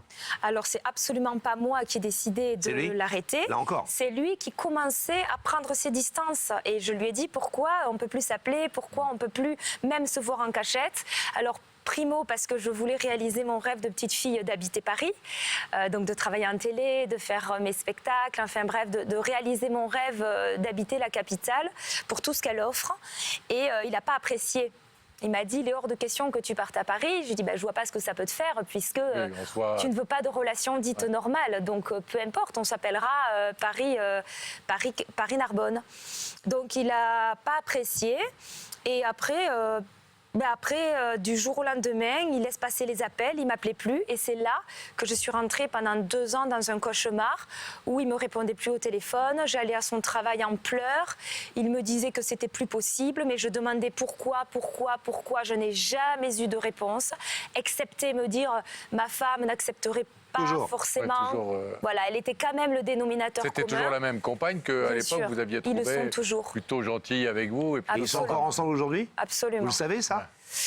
Alors après, les gens parlent beaucoup. Ils m'ont dit que oui, mais moi, j'ai aucun contact depuis 20 ans. Et puis à 21 ans, vous tombez malade, vous êtes hospitalisé, votre père est prévenu, il vient vous voir. Alors je ne savais pas qu'il allait venir. C'est comme j'ai été hospitalisée pour des douleurs exécrables, atroces, que je souhaite à personne. Donc maman s'est sentie en tant que mère aussi responsable d'appeler ta fille est à l'hôpital, à Narbonne. Mais voilà, tu viens pas, mais il faut que tu sois au courant si toutefois il arrive quelque chose de grave. Et donc la porte sonne. Et c'était lui. Pardonnez-moi. Et donc là, je l'ai vu comme... Ça faisait 2 ans, du coup, que je ne l'avais pas vu.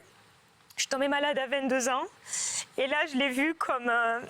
j'ai envie de dire un extraterrestre, un dieu, et j'en oubliais mes perfusions, mes douleurs, j'en oubliais tout.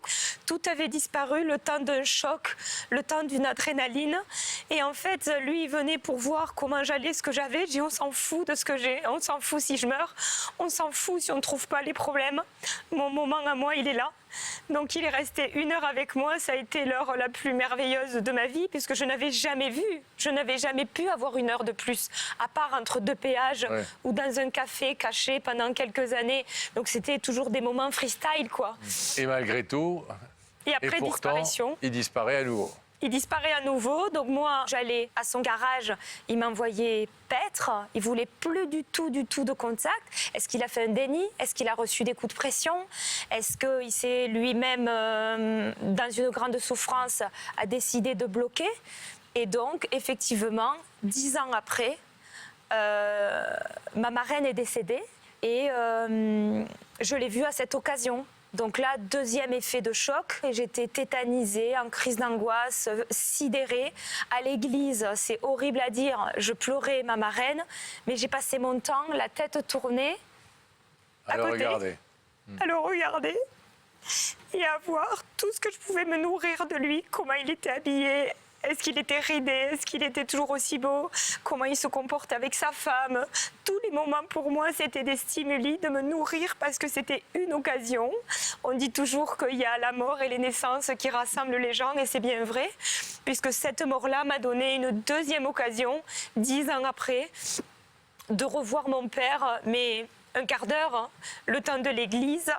Et après, je lui ai dit, je peux monter en voiture avec vous pour aller au cimetière. J'y suis allée au culot, frontalement. Je me dis, c'est maintenant ou jamais. J'ai prévenu maman, elle m'a dit, bien sûr, vas-y, fonce, fonce. Nous sommes allés dans la voiture, on a discuté de l'enterrement de ma reine. Et là, j'ai lancé une bouteille à la mer en disant, papa, je ne l'avais jamais appelé papa. Je lui ai dit, papa, mais c'était une forme pour moi de m'affirmer par rapport à ma belle-mère. J'ai dit, papa, ça me ferait plaisir qu'on se revoie, qu'on reprenne ce qu'on a coupé. 10 ans sont passés, il serait intéressant de se revoir. Oui, ne t'inquiète pas, ma fille, je vais t'appeler, tu as raison, on va discuter. Donc là, je me suis dit, ça y est, mon moment est arrivé. Votre belle-mère, elle disait quoi? Elle disait rien. Je l'appelle une semaine après, j'étais sur l'autoroute. Et là, je l'appelle. Oui, il ne faut pas m'appeler. Ce qui s'est dit a été dit. Je ne veux plus entendre parler de moi. Tu n'es plus ma fille. Il ne faut plus jamais me refaire le coup que tu m'as fait. Je dis, je suis juste ta fille. Et j'aimerais te faire part, ne serait-ce que, voilà qui je suis, voilà ce que je fais, voilà ce à quoi je suis arrivée. Même d'avoir grandi sans papa, on peut y arriver parce que justement, je profite de faire une parenthèse, c'est que je veux aussi mettre en l'honneur ma maman et toutes les mamans qui grandissent et qui élèvent leur enfant toute seule. C'est pour moi le plus beau métier du monde, mais la plus belle preuve d'amour du monde. Alors Léa, avant de vous demander qu'est-ce que vous êtes venu exactement lui dire, on va regarder le film de cette histoire, cette succession de rendez-vous manqués avec un père qui sans arrêt se dérobe. Merci. Le jour de la naissance de Léa marque le début d'une belle aventure. Quelques mois après cet heureux événement, ses parents se promettent de s'aimer pour la vie. Pendant 8 ans, Jean-Claude est un mari aimant et un père attentif qui prend soin de sa famille. Mais la belle histoire prend une tournure inattendue quand Jean-Claude décide de tout quitter, sans explication, sans regarder en arrière. Une décision qui va tout bouleverser. Léa restera avec sa maman. Jean-Claude va refaire sa vie rapidement. Un peu trop peut-être. Après le divorce, le père s'éloigne tout doucement de sa fille. Ses visites se font de plus en plus rares, et puis plus rien. Jean-Claude disparaît. Quand Léa devient adulte, elle décide de prendre les choses en main. C'est elle qui va le contacter. Mais créer un lien après toutes ces années n'est pas simple. Et bien que Léa le supplie de lui laisser une place dans sa vie, Jean-Claude reste inaccessible. Il a refait sa vie, et elle n'en fait pas partie. Chaque fois, il promet de la revoir. Mais chaque fois, c'est une déception. Depuis 12 ans, la jeune femme a appris à vivre sans lui. Pourtant, son absence reste douloureuse. Alors ce soir, Léa a décidé d'écrire un nouveau chapitre, en espérant que son père sera le personnage principal de cette aventure. Mais Jean-Claude acceptera-t-il de jouer ce rôle dans sa vie? Ça, on va le savoir dans quelques instants, s'il a accepté notre invitation. On vous voit très ému devant ces photos, beaucoup de photos de vous avec votre papa quand vous étiez enfant. Ça a été... avant 8 ans, on n'a pas beaucoup de souvenirs, malheureusement, mais le souvenir, le diffus que vous avez, c'est plutôt des moments de bonheur, de grand bonheur. Magnifique. Mon père était quelqu'un de très gentil, de très prévoyant. Il a mis à l'abri maman. Il a élevé, à contrario de sa femme, il a élevé les 2 premières filles de ma mère de son premier divorce comme ses premières filles. Il a payé les études, on avait tout dans l'assiette, on faisait du sport. Il était vraiment... Nous étions une famille très, très, très soudée. Vous avez l'air, en disant ça, de presque, j'allais dire, pardonner en avance, à votre papa, comme si, quelque part, il n'était pas totalement responsable de ce qu'il avait... Comme s'il y avait eu 2 visages.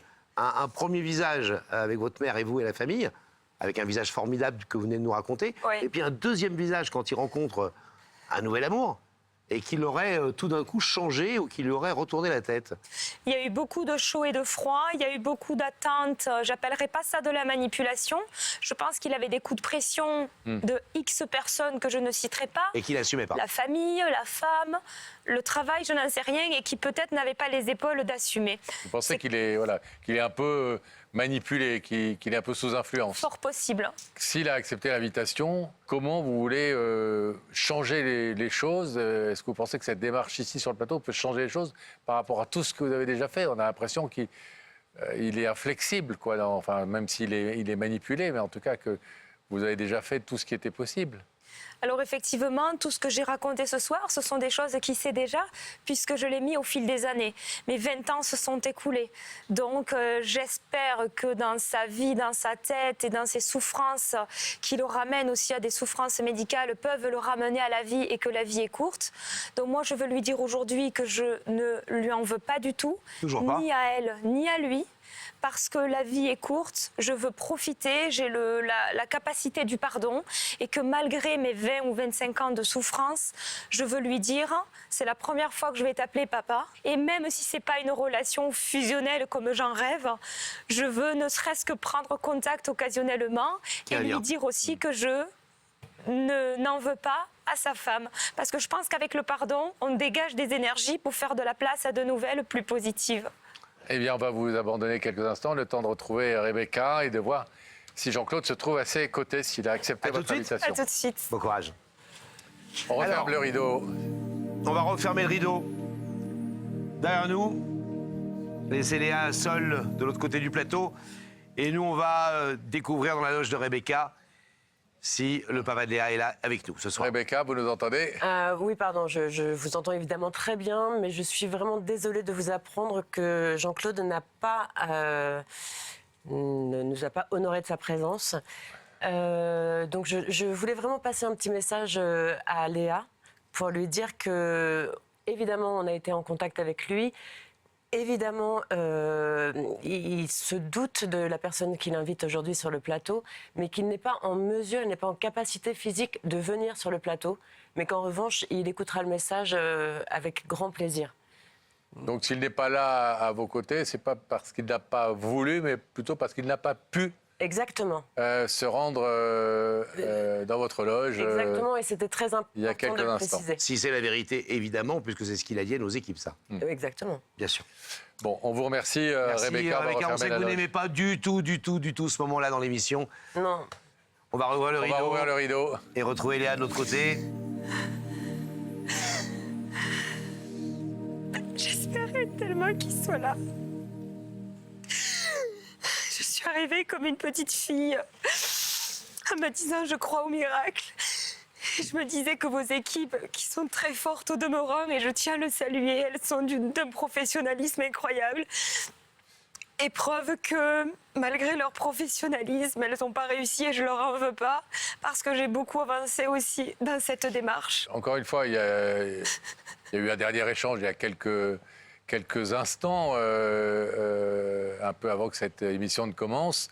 Apparemment, me dit-on dans l'oreillette, où il n'était pas en mesure de venir. Alors, mais il était énervé ou non, vous savez que ça lui a fait plaisir ou... Alors, apparemment, d'après ce qu'on nous dit là encore, il semblait se douter que c'était vous et il a dit, de toute façon, je vais regarder l'émission. Donc, il est sans doute en train de vous voir, de et nous vous aurez voir. plus d'explications quand vous sortirez du plateau dans quelques instants avec la journaliste qui s'est occupée de votre papa et de cette histoire. Est-ce que vous voulez encore dire un mot, sachant qu'il y a toutes les chances qu'il voit l'émission, en vous adressant directement à la caméra au-dessus de Laurent Oui, bien sûr que je veux lui laisser parce que c'est une occasion en or. Je pourrai peut-être plus jamais le revoir. Allez-y. Donc c'est le moment que j'attends depuis 20 ans. C'est la première fois que je vais prononcer ton nom, papa. Inutile de préciser que tu m'as manqué ces 25 dernières années, que de grandir sans père, c'est la chose la plus difficile pour une jeune fille, un enfant et une femme, parce que c'est forcément répercuté dans une vie d'adulte. Tu me manques chaque jour qui passe. J'aimerais tellement te dire tout ce que je suis fière d'avoir accompli dans ma vie, même sans avoir grandi sans père, c'est possible. Mais la douleur que j'ai aujourd'hui, elle est énorme. Alors même si je brille, je souris dans ma vie, dans mon travail, je suis très, très, très éteinte à l'intérieur. Donc il y a deux choses que je veux rajouter. C'est que je ne t'en veux pas du tout. Tu as fait tes choix avec ton cœur, ton esprit, peut-être pas des choix faciles pour toi parfois, peut-être que tu as eu des complications, mais le principal aujourd'hui, c'est que j'ai 40 ans, tu sais rien de moi, et moi j'ai tout envie de savoir sur toi, même des choses banales, ton plat préféré, ta couleur préférée, même si tu m'accordais qu'1 heure et que tu me dises « Léa, je veux plus te revoir, mais je t'accorde 1 heure », ce sera l'heure la plus magique de ma vie. J'ai appris que tu avais des problèmes de santé et j'aimerais vraiment te voir parce qu'on ne sait pas de quoi de fait aimer demain. Et un dernier message que je souhaite passer à ta femme, que je respecte à demi-mot bien sûr, mais surtout Marie, si tu me vois, je ne t'en veux pas pour toute la pression que tu as pu lui mettre. Et je pense que quand on prend un homme marié, il faut le prendre dans son ensemble avec ses enfants et les bagages qu'il a avec. Parce qu'on se retrouve 20 ans après avec des jeunes filles comme moi. Et il y en a des milliers en France qui souffrent énormément de leur manque de leur père. Voilà. Donc papa, je t'aime. Et je t'aimerai toujours. Et j'espère qu'après ce message-là, tu accepteras de me revoir, même si c'est qu'1 heure ou 2, ou de reprendre le contact au fil du temps comme ça te va. Je t'aime très fort. Merci Léa pour ce message extrêmement touchant et extrêmement construit en même temps. On sent que vous avez longtemps et longuement pensé tous ces mots. Il se passe toujours des choses après l'émission. On le dit souvent, mais l'émission, elle s'arrête pas là quand vous allez quitter le plateau. Il y a des choses qui rebondissent, il y a des choses qui font écho, il y a des choses qui germent, des graines qui germent. On espère que ce message aura porté ses fruits. Merci à vous. Léa, on vous laisse repartir. Vous aurez plus d'explications, je pense. Bon courage. Tenez-nous au courant. Tenez-nous au courant. Bien sûr, avec plaisir. Merci beaucoup. Allez, on te laisse repartir par là. Merci. Plein de bonnes choses.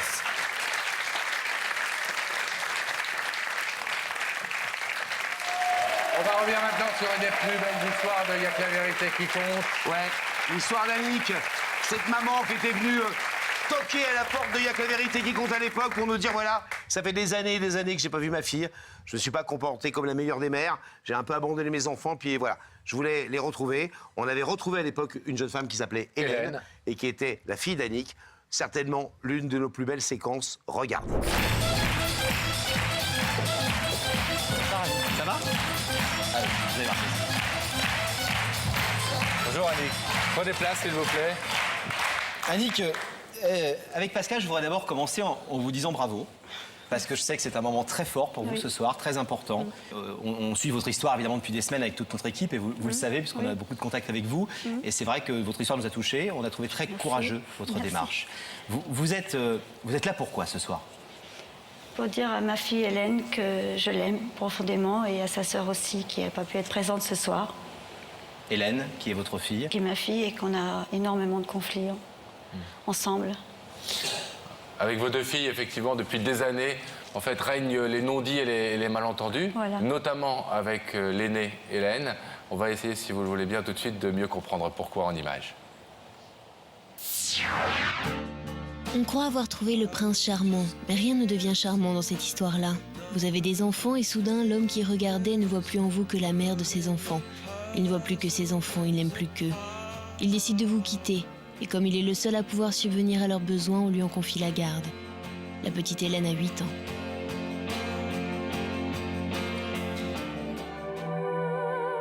Vous vous retrouvez seul, vous essayez de reconstruire une vie, de tout oublier. Vous refondez une famille, mais le temps passe et passe encore. Le cœur s'emballe et on l'entend battre de plus en plus fort en se disant « Où est ma fille, que je n'ai pas vue depuis si longtemps ?» On aimerait tant que le temps qui tourne, le temps qui passe, permette de la retrouver. Mais rien n'y fait. On apprend que sa fille a eu un enfant, que l'on est grand-mère. Alors on veut se battre pour retrouver sa fille. On court après le temps pour que le mot « maman » rime avec « maintenant ».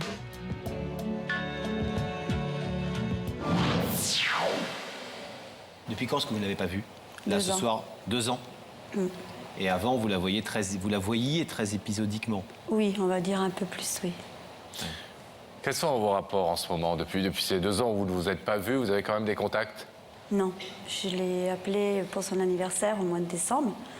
Et à chaque fois que je l'ai au téléphone, on se dit des choses qui sont désagréables. Et je coupe court et elle aussi. Et puis voilà. Qu'est-ce qui dit des choses désagréables? Toutes les deux.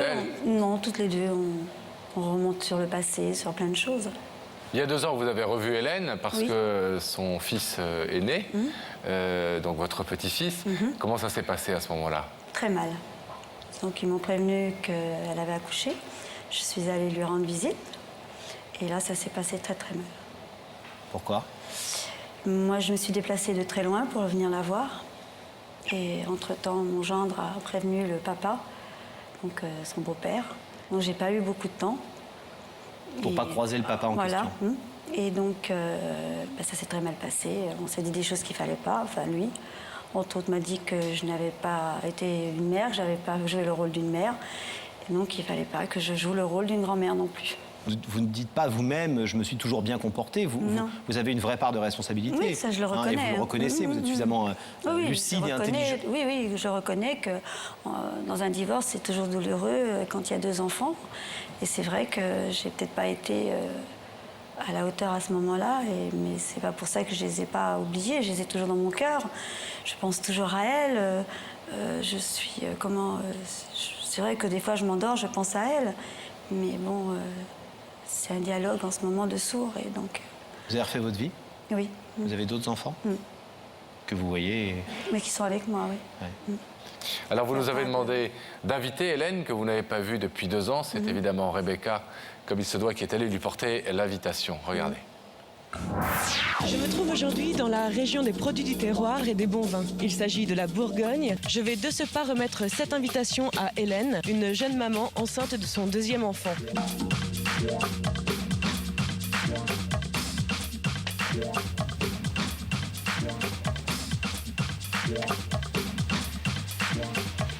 Bonjour, je suis Rebecca de l'émission Il y a que la vérité qui compte. Vous êtes Hélène? Oui. Permettez-moi de vous remettre cette invitation, en espérant vous retrouver dès lundi sur notre plateau.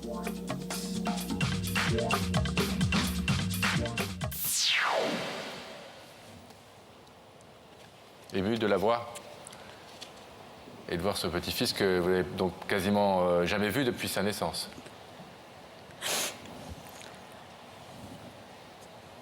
Qu'est-ce que vous attendez d'elle exactement ce soir? C'est à elle de juger. Elle est mère aujourd'hui. Elle sait ce que c'est, maintenant, d'être mère. C'est vrai que, bon, comme je vous ai dit tout à l'heure, on fait tous des erreurs dans la vie. Mais c'est pas pour ça que je les aimais pas, toutes les deux. C'est quoi, selon vous, votre principale erreur? C'est d'avoir peut-être quitté leur père, je sais pas. Vous savez, j'étais jeune. Bon.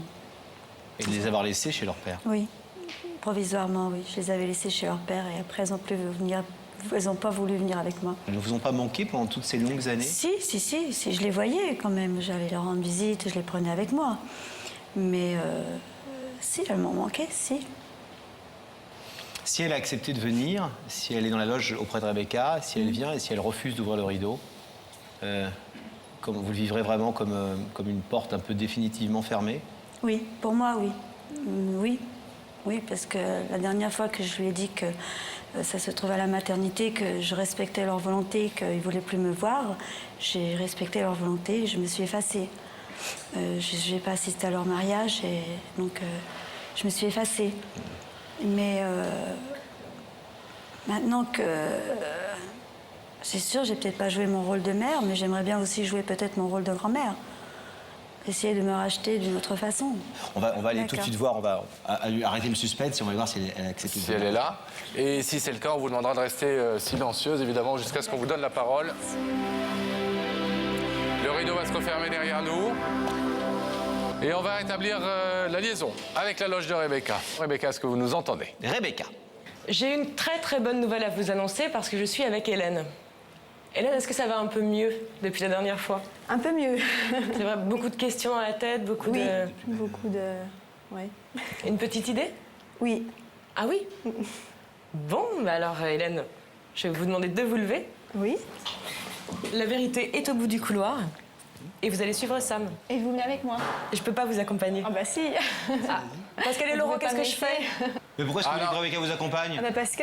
Si vous voulez que Rebecca vous accompagne exceptionnellement, Rebecca peut faire un bout de chemin avec Sam. Voilà. On va faire un bout de chemin tous les quoi? Tous les 4. Tous les 4. Parce qu'il y a Capucine ou Arthur dans son ventre. Ah, on est ravis de l'apprendre.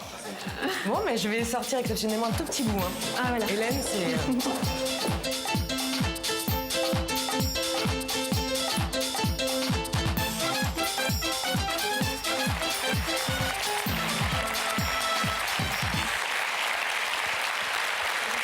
Bonjour Hélène, bienvenue. Merci. Ça va? Ouais, un peu stressée. Bonjour, bienvenue. Prenez place. Camille ou Non, Capucine. Capucine ou Arthur? Capucine ou Arthur? Ou les deux? Non, il y en a qu'un. Non, il y en a qu'un. non, J'en ai déjà un. Félicitations en J'ai tout un cas. petit Charles. Vous vous êtes fait accompagner par Rebecca et Sam. Oui. C'était une grande première dans Il y a que la vérité qui compte. Parce Pourquoi que Rebecca, elle est super. Bon, merci Et je pour tenais à elle. ce qu'elle vienne avec moi. Je me sens bien avec elle. Bah, c'est vrai que c'est quelqu'un de bien dans la vie. Oui, très bien. Vous savez que quelqu'un vous a invité ici. Oui. Quelqu'un veut vous parler, nous a donc contacté. Rebecca est venue vous porter cette invitation, on l'a vu. Vous avez une idée de qui peut vous inviter? Oui, j'ai une idée. J'espère que c'est ça, parce que... Ah, vous espérez que c'est ça? Oui, quand même, oui. On peut savoir si c'est un homme ou une femme? Une femme. Une femme. Est-ce que vous voulez, Hélène, un premier indice, comme c'est l'usage dans Il y a que la vérité qui compte? Vous savez, on raconte l'histoire à des personnes qui vous posent une question pour vous mettre un petit peu sur la voie. Oui. D'accord? Ça se passe là, regardez. Hélène, tu crois qu'on peut te pardonner par amour? Alors, est-ce que vous êtes, Hélène, quelqu'un qui pardonne facilement? Non, je suis très rancunière. Très rancunière. Mais c'est de la fierté, hein, parce que... Oui, c'est une fierté mal placée. D'accord, donc vous dites je suis rancunière, mais quelque part j'ai tort d'être aussi dur. Et par contre, si la personne me justifie, enfin si on m'explique, je pardonne, oui quand même, j'arrive à pardonner, mais il faut m'expliquer pourquoi on m'a fait ça. Parce que si j'ai une rancune, c'est parce qu'on m'a fait du mal. Oui, Voilà. c'est pas gratuit. C'est pas gratuit, non, voilà. Bon. Deuxième indice, Pascal? Je voulais d'abord savoir si cette question indice, vous avez un tout petit peu mis sur la voie, avec confirmé vos soupçons ou pas? Pas du tout, non. Pas du tout. On en regarde un deuxième alors? Oui. Ça se passe au même endroit. Hélène, avenir, présent, passé, qu'est-ce qui te préoccupe le plus? Alors, une femme enceinte, c'est compliqué de poser cette question-là parce que c'est souvent l'avenir qui l'intéresse le plus.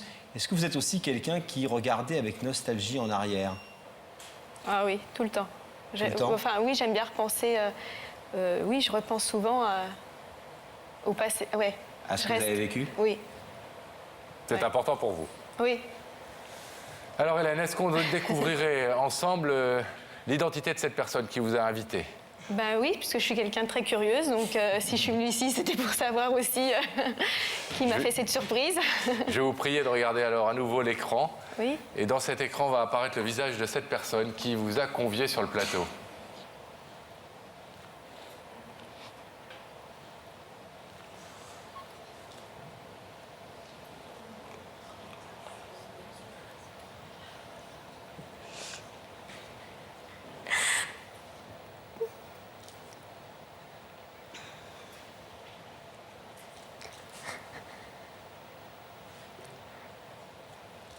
Excuse. Ne vous excusez pas.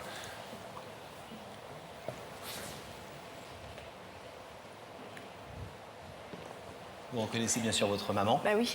Ah ouais. Est-ce que vous pensiez que Oui. c'était Annie qui vous avait invité? Oui. Ouais. Oui.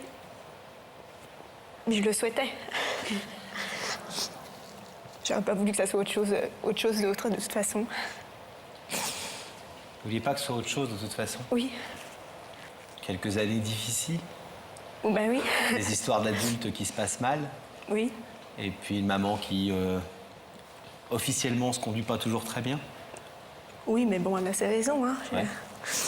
Et une Mais maman on qui sait souffre pas. parce qu'elle n'est pas heureuse de ce qu'elle vit, quoi. Bah Vous moi voulez- non plus. Vous voulez écouter ce qu'elle est venue vous dire ce soir? Oui. Ouais. C'est à vous. Je te remercie d'être venu. Je voulais te dire que je t'aimais profondément, toi et ta sœur. Et que je sais que le passé, c'est le passé. On peut pas faire marche arrière, on peut pas faire... Mais je veux que tu saches que je t'aime profondément Et je voudrais que la haine qu'on a, que ça cesse, quoi. Et je suis très contente que tu sois venue, tu sais. Pour moi, c'est important. Maintenant, c'est à toi de... Voilà, je voulais te dire que je t'aimais. Je sais que pour toi, ça n'a pas été facile de venir, parce que tu attends un bébé. Mais j'ai pensé à cette émission pour pouvoir essayer de faire quelque chose. Un petit bout de chemin, si tu veux bien. C'est la vie est tellement courte. Je peux parler? Bien sûr. Je vous écoute. Ouais, je me doutais que c'était toi parce que je me dis de toute façon, non, je me doutais, j'étais sûre de rien, mais pour moi c'était important que ça soit toi. Donc tu vois, moi. Je te remercie. Et puis moi aussi, je t'aime. Malgré tout. Je t'aime profondément. Je ne les ai jamais oubliés depuis 2 ans. Je pense toujours à toi, tu sais. Bah moi aussi. Même si j'ai toujours eu de la rancune sur. Enfin. Je sais, sur certaines choses. Mais je t'oublie pas, au contraire. Hein. Tu peux demander à John. Hein. Même aujourd'hui, encore aujourd'hui, je pleurais pour de pas te voir. Hein. Ah, tu me vois? Bah oui. En plus, t'es belle. Hein. Je te remercie, toi aussi, t'es ravissante. Hélène, je vais vous demander de vous lever, s'il vous plaît. De vous placer ici, face à ce rideau. Un petit peu derrière, un petit peu là. Oh là. Oh, pardon. Ça va être dans quelques secondes. C'est pas grave. Là, juste là. Parce qu'il faut que Pascal dise une petite phrase, mais il va faire très vite, vous allez voir. Vous êtes pressé de retrouver Annick, donc on va pas faire durer plus. Annick est venue vous dire aujourd'hui qu'elle vous aimait, qu'il fallait plus que ce mur soit entre vous.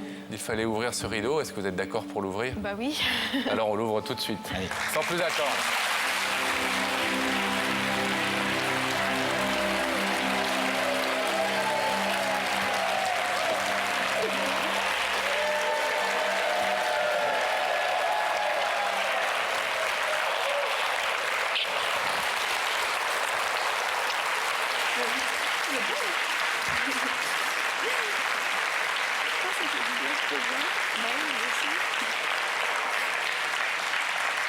On est désolés.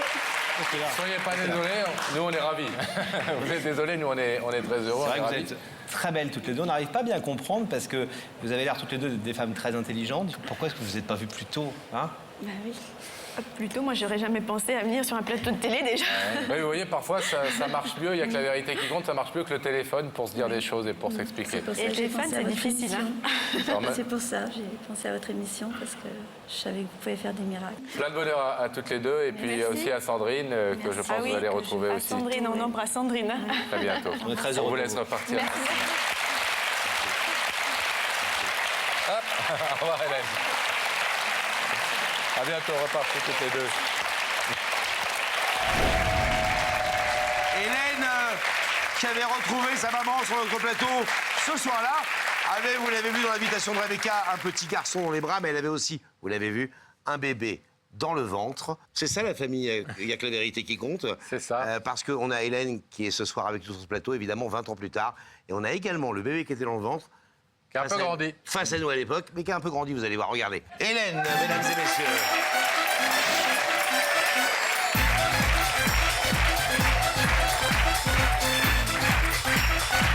Ça va? Asseyez-vous, bonjour. Bonjour, mademoiselle. Vous allez bien? Bonjour. Bonsoir. Hélène est blanche. Oui. On vous revoit 20 ans plus tard. Enfin, on vous revoit. Vous étiez comme ça? Oui. Comme ça? Incroyable. Elle est née combien de temps après l'émission? Eh bien, elle est née pas longtemps après. Pas longtemps après, vous étiez bien enceinte. Ouais, hein? parce que j'avais écrit à Rebecca pour lui annoncer. Et ouais, c'était pas longtemps après. Ouais. Bon. On est très heureux de vous revoir, aussi en forme. Vous n'avez pas changé, hein? La même. C'est gentil, merci. Ah, c'est vrai. Blanche, vous avez donc 20 ans, par définition. C'est ça. En tant que jeune fille d'une jeune génération digitale, j'imagine que vous avez vu votre histoire et l'histoire de votre maman et de votre grand-mère plein de fois, ou entendu parler de cette histoire sur l'ensemble des réseaux sociaux et des plateformes. C'est vrai que c'est une histoire qui m'a impactée quand même. Parce que, Ça a marqué votre histoire familiale, quoi. C'est ça. Parce qu'on a une relation quand même très proche avec maman. Ça se voit. Alors Hélène, Oui. Vous aviez l'air très ému sur le plateau à l'époque, évidemment. Oui. Bah, j'espérais des vraies retrouvailles, oui, j'aurais adoré. Sauf que c'est pas toujours comme ça dans la vraie vie. Qu'est-ce qui s'est passé une fois que vous êtes sorti du plateau? On s'écrit toujours, hein. J'ai toujours... Elle m'écrit toujours. Elle va bien? Elle va bien. Enfin, après, je sais pas, je connais pas sa vie. Après, je sais qu'elle m'écrit. Je lui réponds. Moi, je crée des liens avec mes enfants. On a des vrais moments d'échange et de vie que je n'ai pas avec elle et que je n'aurai jamais. Mais... Vous n'avez jamais réussi, malgré cette démarche, malgré votre plaisir à la voir et vos espérances, oui, à créer un vrai lien. Après, je sais pas. C'est la vie qui fait que. Et après, il faut mettre des choses en place pour qu'il se passe des choses. Si après s'écrire, c'est bien, hein, c'est sûr, mais après il faut se déplacer, il faut avoir des moments de vie ensemble. Si on résume la situation, vous dites que votre maman, vous l'avez retrouvée, vous continuez de lui parler de temps en temps, vous la voyez de temps en temps. Ah, je la vois plus du tout. Ah, vous la voyez plus du tout? C'est juste de l'écriture? Oui. Ça vous manque pas? Je fais ma vie, je vais de l'avant. J'ai eu des tas d'épreuves extrêmement difficiles après, donc c'était pas... Voilà, dont la maladie. Donc dans la vie, il y a des choses qu'on doit... il y a des priorités. Il y a des priorités, oui. Et elle aurait pu venir aussi. Je vais dire, voilà, après, c'est ce que je dis, c'est les relations et ce qu'on en fait, c'est ce qu'on met en place. Après, on a aussi sa vie à soi, on a des choses à faire, à combattre, à gérer. Et après, c'est aux gens de faire des efforts et de prouver qu'on est là. Voilà. Après, oui, on ne le dit jamais assez souvent. Sur cette émission, il y a des très belles choses qui se passent. Il y a des très belles intentions aussi qui sont énoncées. Mais ça, c'était un beau geste. Mais oui, après, bien sûr. ça aurait été bien. Mais derrière, c'est pas une baguette magique de passer dans cette émission. Derrière, exactement. Comme vous le dites très bien, il faut mettre en place des choses. Il faut... Que ces bonnes intentions elles soient suivies d'actes, de comportements cohérents avec ça. Oui, puis ce personnage qui s'appelle le rideau, il est symbolique sur ce plateau. Il est souvent fermé dans la vie, c'est pour ça qu'on commence l'émission avec un rideau fermé. Oui. On fait tout pour qu'il s'ouvre. Et après, l'ouverture du rideau, c'est également symbolique. Parce qu'il y a des gens qui ouvrent le rideau et qui ne se parlent plus après. Puis il y a des gens dont le rideau reste fermé et qui parfois entretiennent enfin de nouvelles relations et ça dure toute la vie. Alors des épreuves, mais aussi plein de belles choses dont...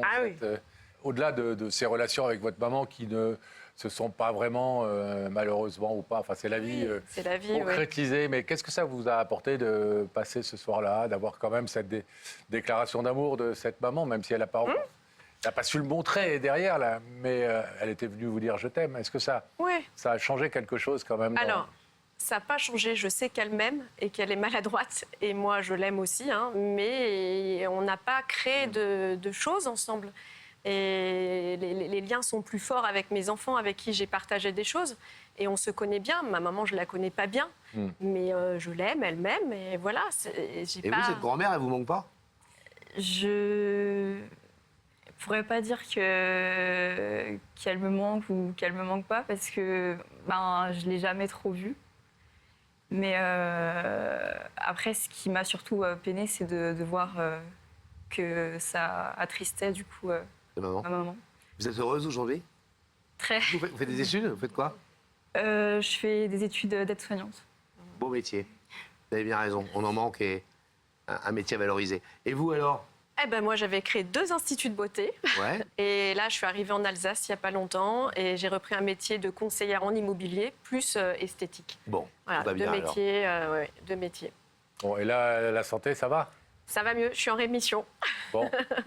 Je suis fière de le dire, voilà, parce que c'était un combat. C'est important de le dire parce que c'est important de témoigner qu'on peut gagner ces combats, c'est pas facile. Que ça vaut la peine de se battre et que vous reflétez beaucoup de belles choses et de détermination et de courage. On peut y arriver. On peut y arriver, ouais. Voilà. Et avec des enfants derrière, ça aide aussi. Avec les enfants. C'est une bonne raison de se bagarrer aussi. Complètement. C'est un bon soutien. Merci à vous deux, en tout cas, à vos beaux yeux, à vos belles mentalités, votre bel esprit. Vous êtes toujours la même, restez toujours comme ça. Merci. Quant à vous, on ne vous connaissait pas, on vous a connu vraiment très très petite. Hein. On pourrait être vos tontons. Ouais. Un peu, les parrains. Oui, c'est ça. Un peu. Oui. Merci à vous deux d'avoir été là. été nos invités ce soir. Blanche, très bientôt. Salut, plein de bonnes choses. Allez, bras dessus, avec maman. On repart par là. Hélène. Bonne chose à vous. Je vous en prie.